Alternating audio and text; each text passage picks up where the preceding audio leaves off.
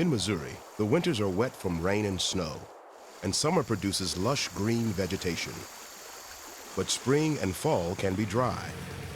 When the humidity drops and winds rise, conditions favor wildfires. The first to respond is usually the local fire department, often comprised of volunteers from the surrounding community. When they need backup, the Missouri Department of Conservation lends a hand. On a big job, department personnel are supported by an emergency response team from AmeriCorps.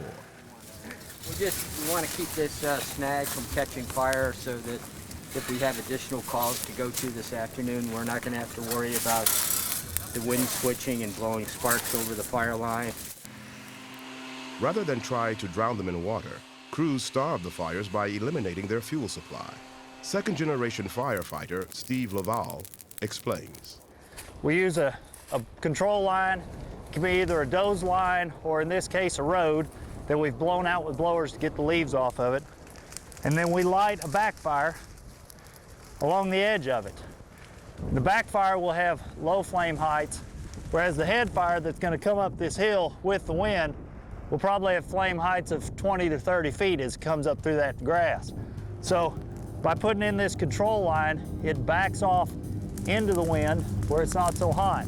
And then by the time the head fire comes up and hits it, it will have burned out all the fuel between us and it. And therefore, it doesn't have anything to burn, and so it goes out on its own.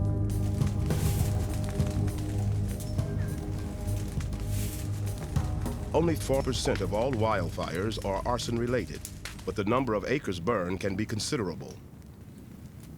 Operation Forest Arson was created to put arsonists out of business. The program provides a reliable method for citizens to call a toll-free number to report an arson violation. The Forest Arson hotline differs from calling 911 because the caller remains anonymous. If the call leads to arrest and conviction, the caller is eligible to collect a reward.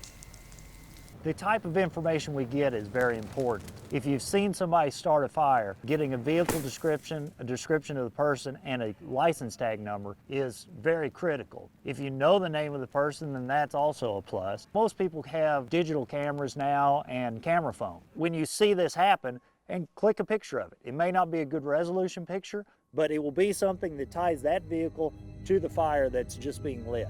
We need to know about the fire. There's no such thing as a nuisance phone call when it comes to fire.